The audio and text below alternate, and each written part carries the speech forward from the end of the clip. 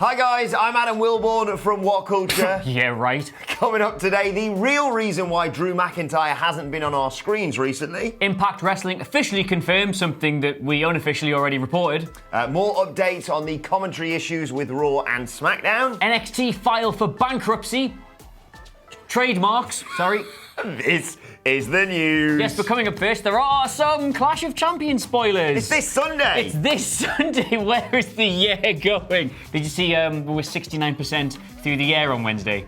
Nice. Yeah, so there's some Clash of Champions spoilers because, you know, they like to advertise their upcoming house shows way ahead of time, and then stupidly sometimes they announce what those matches are going to be. Now, of course, before we go into any of this, card is obviously subject to change, but why you would specifically announce these matches and then just change them when the match results change is a bit beyond me. Anyway, are you excited to see Seth Rollins versus The Fiend for the Universal Championship? Am I? At the September 21st Edmonton, Alberta show? Yeah. You won't be there, so I don't know why you're saying that, but it looks by all the world that Seth Rollins will be at least retaining his Universal title, or at least he's going to have to still have it in his possession by the time he gets to The Fiend at that house show. It'd be an odd one to then have Braun versus The Fiend at a house show. Yeah. I think overall it just makes sense for Seth Rollins to face The Fiend at Hell in a Cell. Well, no, it doesn't. It doesn't make any sense for The Fiend to be in the title picture. I have made my point perfectly clear on this. But yes, it looks like Seth will be retaining against Braun by hook or by crook. We don't know what's going to happen with the tag team match. Hey, that can go into your last-minute rumours. Well, no, now I have to get rid of a last-minute rumour and then sort of replace it with this. So, yeah, thanks for that. The news. Other matches announced are Becky Lynch versus Sasha Banks for the Raw Women's Championship. So one of those two will be walking out of Clash of Champions with the gold. You would imagine... it's weird. It's difficult for this because I've said this already. I don't get... Becky's story doesn't feel like it's finished with this title reign. But also, you can't bring Sasha Banks and have her be this hot when she comes back and then lose her first proper match. They'll probably do some bollocks finish and roll it on for the next. I really hope they don't do that. But anyway, Becky versus Sasha at that show. Also, Braun Strowman taking on the Good Brothers in a 2-on-1 handicap match. So possibly that could be the reason why he loses on Sunday. Something like that. It is a house show. They don't really tend to lean too heavily into the storylines going into that. But unless it does, at least tell us that Seth Rollins will be retaining the gold at the show. And make sure you join us. We're going to be doing a live stream of reactions, myself and Phil Chambers. Oh, thank God. I thought it was me. No, is it not? We're going to do that on Sunday night. No. Good. Yes, there you go. So make sure you join us for that one. Now, Adam Cleary, I know what you're thinking. No, you don't. Where has Drew McIntyre been Oh, you do? recently? What are the odds of that? Yes. Of course, we last saw him on TV at the end of August, losing to Ricochet in the first round of King of the Ring, and the Wrestling Observer has provided a major update on the status of him. He's had some real issues, to be perfectly honest. He discovered an issue during a recent promotional tour of Mexico, and then he had to undergo surgery, check this out, on an undisclosed medical problem that's said to have not been bone or muscle related. Say that again? He's had a surgery on an undisclosed medical problem that is not bone or muscle related. What's not a bone or a muscle, but you have surgery on it? Your eyes? Your teeth? No, teeth are bone. Yeah. I don't know. Your brain? Brain's the biggest muscle in the body, actually, what we're talking about. It continues to talk about the fact that he thought he had the flu, and was just feeling a little bit run down, and then he could barely get himself out of bed before that match with Ricochet, which makes it even more impressive. The doctor rushed Drew into surgery after the former NXT champion visited him in Mexico.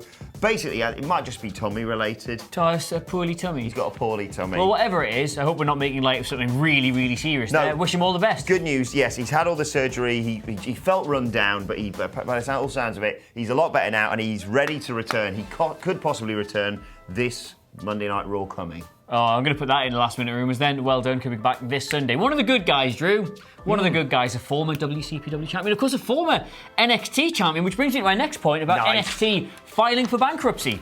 What? Sorry, trademarks, I'm getting that wrong. Obviously, with NXT going live on the USA Network, literally 5 minutes away, by the way it feels, that's come around really quickly. They've started filing for a number of trademarks for a number of the performers you imagine will be quite prominently featured on these shows. Would you like to know what they filed for? Go on. Forgotten Sons. Nice. Fair. Marina Shafir. Fair enough. Jessamine Duke. Nice. Fair enough. Tanyara. Very good. Oh, sorry, Taynara. Fair enough. Vanessa Bourne. Vanessa Bourne. Xia Li, fair. Good. Dakota Kai, very good. And Lo Shirai. Excuse me? Lo Shirai. Do it again. They have filed for Lo Shirai. Lo Shirai. What about Io Shirai? Well, they've not filed for that, but they filed for Low Shirai. Honestly, what are they doing? I can only assume someone in legal who does not watch the product or know anything about the wrestlers has been handed this piece of paper and gone, Low Shirai? Like a lowercase L. Whatever they've asked for. So but the thing is, they've filed for it with an uppercase L. Yeah, exactly. So I don't really know what they've got. Yeah, that's a bit of a weird one. September the 18th. What's that? File trademark for Kairi Sane? No, for Io Shirai, you idiot. Low Shirai. Jesus. Yeah, so September the 18th that premieres. September That's the this 18th. Wednesday coming. That is this Wednesday coming. Yeah, and of course, as we reported earlier this week, the second hour of NXT on USA Network will not actually be on the USA Network because they still have to finish Suits. Which is apparently a TV show. Which very good. We do get over here, but I've never watched. Oh, it's good. It's on Netflix. Is it actually good? Yeah, I've enjoyed it. I've just finished watching the first season. I need a new show. It's got what's her name in it? Meghan Markle. Is that the Princess Bird? Yeah. Yeah, she's still in it. Well, not now. I don't know. She's in the first season, which is from ages ago. Oh, so she's not in it now. There's no point watching it.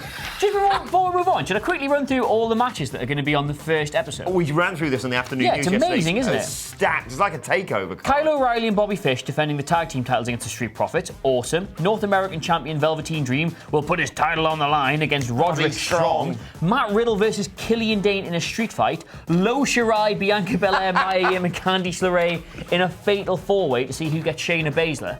It's great. That's telly. I'm really excited. That's telly, that. I can't wait for that. Let's talk a little bit about Raw and SmackDown, though. You may remember yesterday we No, do a link.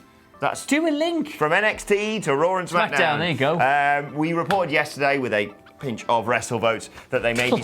like where one's to pinch, Jesus. We reported yesterday that Michael Cole may be leaving Monday Night Raw to go to SmackDown, and Vic Joseph was going to be the lead commentator on Monday Night Raw instead of 205 Live.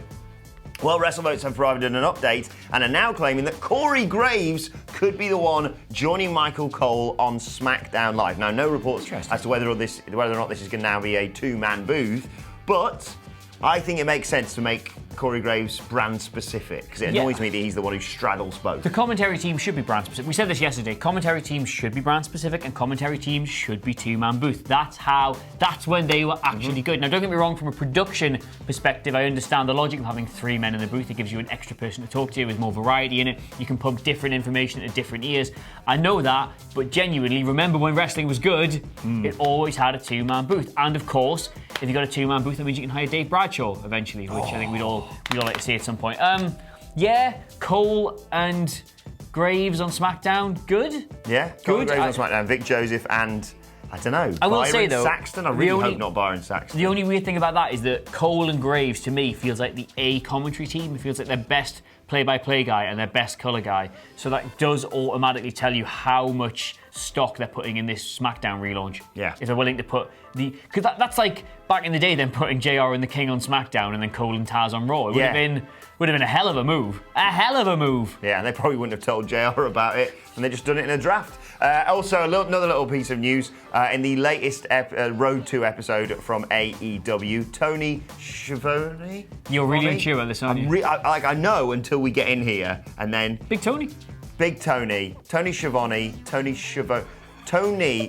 you think that... Tony! That's a shin. Shit. God, Tony Shiv. Oh, knee! There you go. Him, he looks like he is going to be a permanent fixture on the commentary teams for AEW's TV show. Big Tone. So that's good news as well. It is good. Well, it's good for him and good for anybody who listens to the show as well. God, that Wednesday night was so... We're going to have to do so much work. Speaking of wrestling promotions that we're going to have to do loads of work on, Impact Wrestling are not one of those, but they've got some news anyway.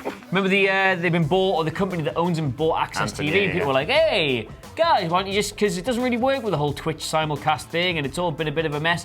They are going to go there. We reported earlier in the week that Impact was set to debut on AXS TV or AXS TV. Not sure how the Americans actually say it. They announced this with a big tweet saying, "You asked for it, we listened. Impact Wrestling is coming to AXS TV." Who asked for that? You asked. Is this the bit in The Simpsons where he goes, "Hey, get some more beer. Who gets some more beer? All right, calm down, guys. Yeah, it's a bit of a... You could have read it another way. You asked for it. Now more homes have Impact Wrestling. That's only a joke. Impact's been really, really, really good lately. It's going to start on AXS TV following the Bound for Glory pay-per-view on October the 20th, which is another one that's come around really quickly. October's going to be mad, isn't it? Yeah. God, remember April?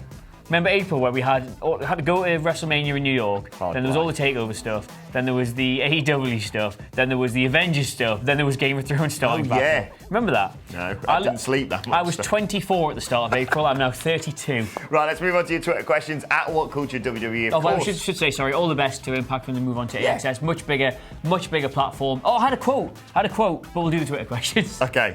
Let's move on to the Twitter questions at WhatCulture WWE if you want to get in touch. First question comes from Me the 6, You the 9. Mr. and Mrs. You the 6, a son.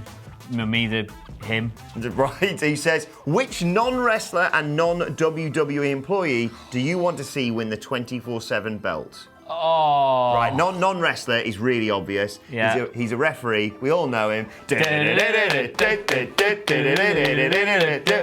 Chioda. Which non-wrestler would you like to see? Non-employee of WWE. Non-employee WWE. Oh, They gave it to that basketball player the other week. Yeah, a lot of people say Gronkowski for this, won't they? But no, I am going to say Trump. Have it out in the comments. It's a ratings popper, isn't it? It is. It certainly is. What's it going to do? Make him seem like a non-serious political figure? Win-win. Bryant Nungaray gives us our second question of the day. He says... That's probably his real name, not going for that one. Who says, as NXT moves to USA, should WWE's Royal Rumble have 10 wrestlers from each show for both Royal Rumbles? WWE can book a series of matches for the competitors to gain entry into the Rumble match. It sounds like a really good idea, and it would give you a lot of good television in the run-up to it. Yeah. But I would genuinely challenge anybody to sit down right now with the Raw and SmackDown rosters and pick 10 from each. Like, legitimately, they are so overstuffed with wrestlers, so oversubscribed. Don't get me wrong, it'll make for a better Rumble. Oh, 100%. Because so much of the Rumble is just, well, he's not going to win, he's not going to win, he's not going to win, he's not going to win. And not even just they're not going to win, well, they're not going to do anything. No. You know what I mean? Like, you quite like to see it's like 19, you go, yeah. Yeah, you quite like seeing somebody who's they're not going to win, but you think, oh, they might have a good run in this. If you definitely did just 10 from each roster, maybe, let's say you did 10 from Raw, 10 from SmackDown, 5 from NXT, then 5 wild cards. You have like 1 or 2 from NXT UK, someone from 205, then a couple of like returns or legends or mystery guests. I like that. But again, as I say, it's really easy to book WWE, isn't it? So yes. I think they must be tempted to go back to 40. I know the 40 Royal Rumble wasn't very good. The ending of it is great, but the actual Rumble itself dragged and dragged and dragged and dragged. And they'll have another women's one as well. Just got too many bloody wrestlers. And also the problem with that is then you kind of have to do the same for the women's. Yeah. And then I don't know how you... it does kind of work. It does kind of work. I would like it to be consistent. I would like them to have a rule like this. And I think maybe we should challenge ourselves today. I'll tell you what. Today? I'll tell you what, if we get... Oh, God, we're not getting spare time. You know what I mean?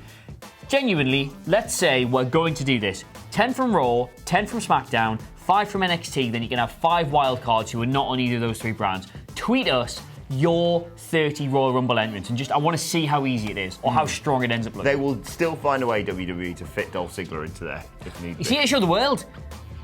Should have been him. Bring it on, come on. Right, final question today comes from Chico Stick, who says, is there a chance that the Raw Tag Team match comes after the Universal Championship match on Sunday? Jesus, there is a chance. And there's absolutely no chance in hell. I would say very unlikely, because I think WWE do not like to have They don't like to let you make up your own mind about matches. They need to basically spoon feed you. Here is the face and here is the heel. And I'd be absolutely astonished if the tag team match doesn't end with, like, it not being Rollins' fault, but Strowman blaming him for costing him the match and then beating him up after the match. So Rollins is like, oh no, limping down to the ring afterwards, and it's kind of an underdog thing. That's the warm, spoon-fed pre-chews. Here, have your main event way. They will do that match, and I'll be astonished if they don't do it. Don't get me wrong, a smarter, more nuanced promotion could do it that way. It seems so easy to book WWE, Adam. It is so easy to book WWE. Hashtag so easy to book WWE.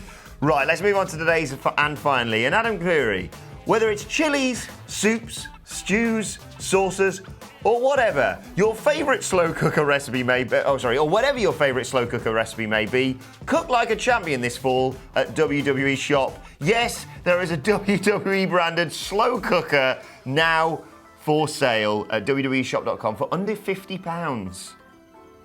Right, okay, I'll start off here. I have a slow cooker. Yes. They're not as expensive as you think they are. No. My slow cooker was about 30 quid and it's really, really good. Has it got all the belts? It's got no belts on. It's got loads of scratches from where I've gone, oh, I've not really broken up that meat well enough, and then started stabbing it with a knife and ruined the Teflon. By the way, if you have a slow cooker at home and you're looking for good slow cooker recipes, Mum's Net. Genuinely. Really? Genuinely. Because we've got a slow cooker now. We just bought one. Mum's Net have got loads of really good ones, because if you think about it, if you drop the kids off at school at 9, right? That's not euphemism. If you drop the kids off at school at 9 and you pick them up at 3, that is like the perfect amount of time to make something in the morning and it'd be ready for the evening. Like pork just falling off the bone. Like if you like work a 9 to 5, it's a bit difficult because 8 hours is about the longest you want to leave something in. So you have to literally turn it straight on when you leave and then not have a big commute. I can do it because I just live up the road. But like, oh, it's winter soon. All the stuff I'm going to make. Can we launch? Sorry, I realise we've got quite a few channels. We've got, gaming, comics, football, all that sort of thing. What culture cooking? It has been pitched. I have. Wait, look, we got sent JR's cookbook. And Gangrel does. Gangrel does a cookbook. It was pitched that I would basically go through these things and cook them, but we worked out the actual time it takes to set up the studio for that kind of thing, and then actually make the food and then edit it wasn't really going to get the rate of return we wanted. Sorry, I've just realised I've gone full Partridge here. Like cooking in prisons, cooking. Cooking with Adam Cleary. Let's know if you want to see it. I would genuinely love to do a cookery show. I'd love to watch it. As you know, I am the cook here. I'd love to watch it, and more importantly than all that, I'd love to eat all the food that you made. Yes, you've had my cooking. I love it. It's delicious. Everyone loves my cooking. Have you ever had my cooking? No. For good reason. Right, let us know your thoughts on that and all of today's news stories in the comment section below, and don't forget to like, share, and subscribe. And subscribe to What Culture Wrestling on iTunes, Spotify, wherever you get your podcasts from for daily wrestling podcasts too. Made that last night. I was good at it. What did I make last night? Well, I say, what did I make? What did my wife make for me last night? And I ate it and went, that's very good. Whatever it was delicious, love. You can tweet us Twitter questions at WhatCultureWWE. Well, actually, follow both of us. You can follow him at Adam Cleary, Clery. You can follow me at Adam Wilborn. It was chicken pasta with some garlic bread. That's nice. It's really nice. You can follow us all at WhatCultureWWE. My thanks, Adam Cleary. Thank you for watching. We'll be back with the after news later. Was it me and you? Yeah. I've got time for that. We'll see you soon. Bye.